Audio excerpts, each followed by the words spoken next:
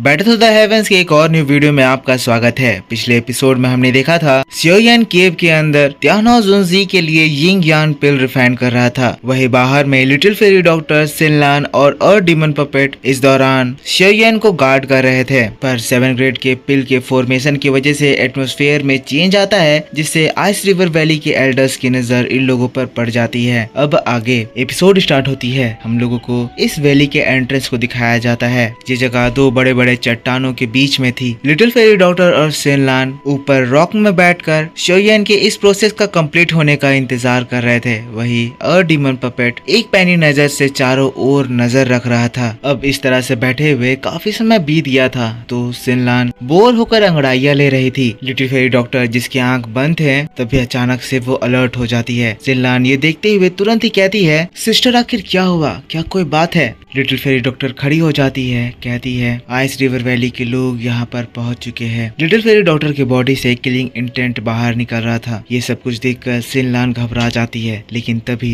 हवा में एक आवाज गूंजती है। ये आवाज वही स्नेक एल्डर तियानसी की थी। वो कहता है, तो तुम ही वो फुल पोजन लेडी हो, है ना? इसकी आवाज को सुनकर सभी लोग शांत हो जाते हैं। लिटिल फेरी डॉक्टर उसका रिस्पॉन्ड नहीं करती है, पर साथ ही वो उससे फाइट करने के लिए अपने फिस्ट को टाइट कर लेती है। उसकी बॉडी से ग्रेस पर्पल डॉग की रिलीज होने लगती है। सिनलान इधर उधर हड़बड़ाते हुए देख रही थी, तभी अचानक से उनके सामने हवा में रिपल फॉर्म होता है और वो ओल्ड मोस्टर अचानक से उनके सामने अपीयर हो जाता है। लिटिल फेरी डॉक्टर उसको देखती है, जिसके बाद एक किलिंग इंटेंट के साथ कहती है, वाकई में आइस रिवर वैली मुझे पकड़ने के लिए इतना ज्यादा सीरियस है कि वो 1000 क्लास के पीक एक्सपर्ट को यहाँ पर भेज दिया। अब उस ओल्ड मैन तियानसी के साथ आइस रिवर वैली के और भी 3-4 एल्डर्स अपीयर हो जाते हैं। तियानसी हंसते हुए कहता है, वो फुल पोजन लेडी, अगर तुमने हमारे आइस रिवर वैली के एल्डर्स को नहीं मारा हुआ होता तो आज मुझे खुद तुम्हें यहाँ पर पकड़ने के लिए आना नहीं पड़ता। पर जैसा कि हमारा आइस रिवर वैली का रूल है, अगर कोई भी हमारे एल्डर्स के ऊपर बुरी नजर डालता है, आइस रिवर वैली उसको पकड़कर उसका जान ले लेता है। अब सिनलान, जो कि ये सब कुछ देखकर शॉक में थी,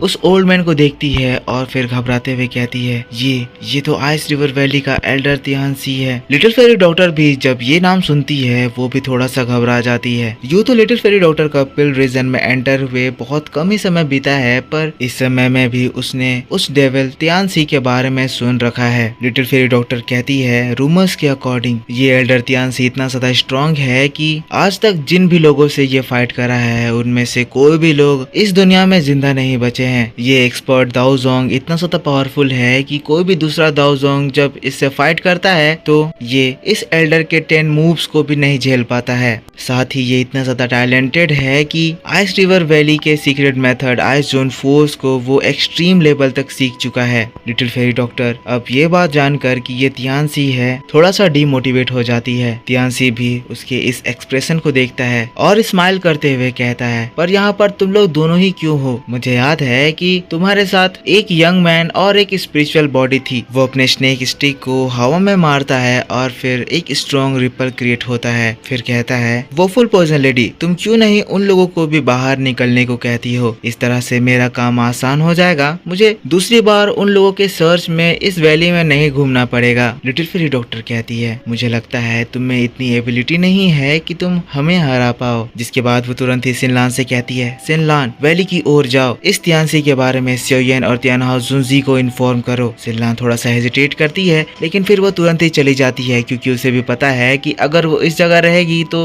लिटिल फेरी डॉक्टर के लिए वो एक बर्डन ही साबित होगी। अब सिनलान के जाने के बाद तियानसी कहता है, लगता है वो दोनों sky poison dragon scorpion beast से फाइट करते वक्त इंजर्ड हो गए थे, इसीलिए वैली में कहीं छुप कर अपने आप को रिकवर कर रहे हैं। कोई बात नहीं, मुझे उन लोगों को ढूंढने में ज्यादा समय नहीं लगेगा। तभी उसके पीछे जो एल्डर्स हैं वो कहते हैं, एल्डर तियानसी, इस वुमेन को हमारे हवाले छोड़ दीजिए, आप आराम कीजिए, हम लोग इसको आराम से निपटा देंगे। पर तियानसी तुरंत ही रिप्लाई करते हैं, जरूरत नहीं है, मैं खुद भी इस वोपल पोजन लेडी पर इंटरेस्टेड हूँ। कहते हुए वो अपने कान के नीचे एक बहुत ही घुनौने बड़े से घाव को रब करने लगता है। हमें पता चलता है कि ये जो निशान इसके कानों के नीचे है, पिछले बार जो वोपल पोजन बॉडी यहाँ इरप्ट हुआ था, वो निशान तियानसी को उसी ने दिया था और तियानसी उस निशान को अभी तक खुरेद कर ठीक होने नहीं दिया है। तियानसी कहता है, मैं देखना चाहता हूँ कि ये पोजन लेडी कितनी ज्यादा ताकतवर है। पिछली बार जो वोपल पोजन पॉइजन बॉडी से मैं फाइट कर रहा था, मुझे उसकी थोड़ी थोड़ी मेमोरी अभी भी याद है। मैं उस थ्रिल को फिर से फील करना चाहता हूँ, देखना चाहता हूँ कि ये कितनी ज्यादा ताकतवर है। तुम लोग जाओ, इस वैली के चारों कॉर्नर को गार्ड करो, कोई भी यहाँ से बच के बाहर नहीं निकलना चाहिए। चारों एल्डर्स फैल जाते हैं। लिटिल फेरी डॉक्टर ये सब कुछ देखकर अपने मन में कहने लगती है, शियोयन, मैं होप करता हूँ कि तुम त्यानो जुनजी के लिए बॉडी रिफाइन करने के बहुत ज्यादा करीब होगे। मैं अपना बेस्ट दूंगी ताकि मैं तुम्हें थोड़ा और समय दिला सकूं।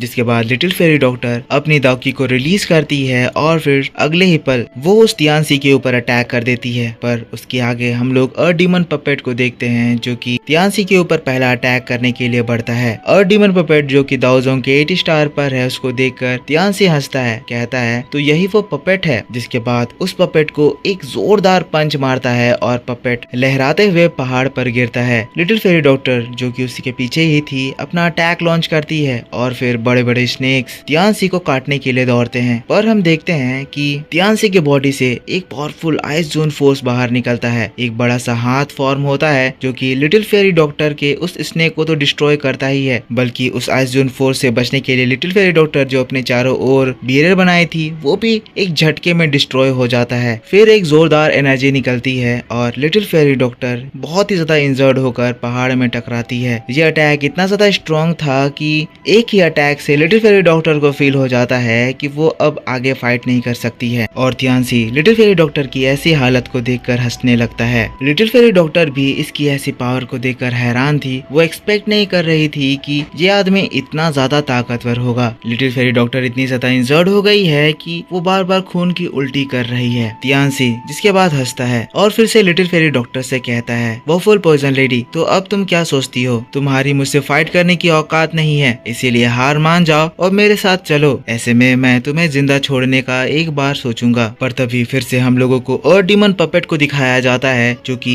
अपनी पूरी पावर लगाकर फिर से एक बार उस तियानसी के ऊपर अटैक कर देता है। उसके हाथों में सिल्वर लाइट ग्लो हो रही थी, लेकिन तब तियानसी इसको देखकर स्माइल करता है और फिर अपने पंच में अपनी दाउकी गैदर करते हुए डीमन पपेट के आते ही उसके चेस्ट में एक जोरदार स्ट्राइक करता है। यह अटैक इतना ज्यादा स्ट्रॉन्ग था कि उसका आइस पंच डीमन पपेट के चेस्ट में 10 सेंटीमीटर धंस जाता है। डीमन पपेट कटी पतंग की तरह दूर जाकर गिरता है। बहुत ही जोरदार धमाका होता है। क्योंकि डीमन पपेट में जान नहीं है इसीलिए वो अभी भी अपने कॉन्शियसनेस में है, पर इसकी जगह अगर कोई जिंदा इंसान होता तो वो इसको सरवाइव नहीं कर पाता। तियानसी गुस्से में कहता है, तुम लोगों को लगता है कि तुम नंबर्स में ज्यादा हो तो तुम एक एक्सपर्ट दाओजोंग से जीत सकते हो। तुम लोग मेरे सामने सिर्फ एक कीड़े मकोड़े हो। वॉफल पॉइजन लेडी की ओर देखते हुए कहता है, जिस वॉफल पॉइजन बॉडी से मैं पिछली बार लड़ा था वो तुमसे बहुत ज्यादा ताकतवर था, उसके कंपैरिजन में तो तुम बहुत ज्यादा वीक हो। मैं तुम्हें एक और चांस सरवाइव करने का दे रहा हूँ। अपनी फेट को एक्सेप्ट करो और मेरे साथ अच्छे बच्चे की तरह चलो। लिटिल फेरी डॉक्टर ये बात सुनकर फिर हताश हो जाती है, लेकिन फिर वो हार नहीं मानती है और वो अपने फेस से ब्लड को साफ करते हुए अपने हाथों से वॉफल पॉइजन बॉडी का सील को अनलॉक करने ही वाली थी कि तभी वहाँ पर फिर से एक आवाज गूंजता है, अब तुम्हें आइस रिवर वैली जाने की जरूरत नहीं है क्योंकि फॉलन गॉड स्ट्रीम ही तुम्हारा बरियल ग्राउंड होगा। तियानसी जो अभी तक बहुत ही ज्यादा कॉन्फिडेंट और वॉफल पॉइजन लेडी को देखकर मुस्कुरा रहा था, तुरंत ही एकदम सीरियस हो जाता है। तब उसकी नजर वैली के एंट्रेंस में दो लोगों पर जाती है। एक तो था शियोयन और दूसरा त्यानो जुनजी। तियानसी देखकर चीख उठता है, ताओजुन। और हम लोग देखते हैं तियानसी के अगल बगल का पूरा एयर फ्रीज होने लगता है। और इसी बात के साथ बैटल टू द हेवंस का ये प्रीव्यू एक्सप्लेनेशन इसी जगह खत्म हो जाता है। तो दोस्तों आप मुझको बताओ कि आपको ये वीडियो कैसा लगा। अगर वीडियो पसंद आया है तो इसके ऊपर एक लाइक जरूर से कर देना। कमेंट करके बताना कि आपको ये वीडियो कैसा लगा। मैंने इसके प्रीवियस एपिसोड ऑलरेडी एक्सप्लेन कर दिए हैं, उसको भी जाकर जरूर देख लेना। तो मिलता हूँ मैं आपसे नेक्स्ट वीडियो में, तब तक के लिए take care, bye bye and thanks for watching.